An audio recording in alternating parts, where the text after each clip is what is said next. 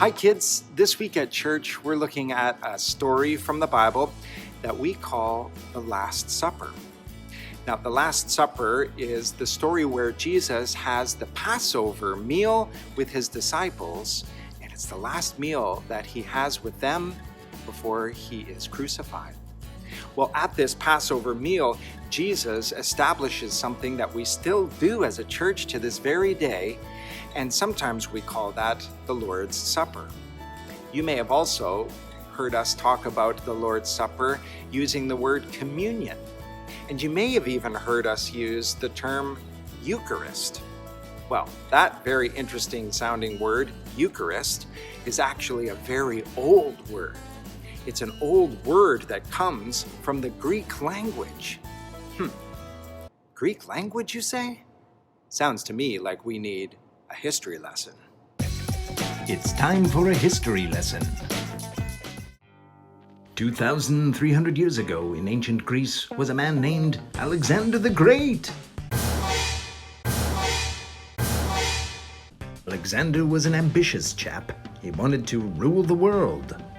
I'm gonna rule the world! So Alexander set about doing just that. He ended up with an enormous empire. But he died from malaria. The greatest legacy that Alexander left behind was the great Greek language. It was a written language that was used all over the world.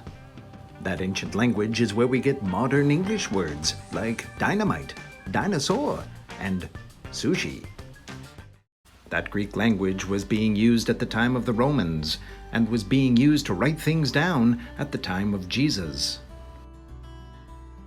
The word Eucharist is one of those Greek words from long ago.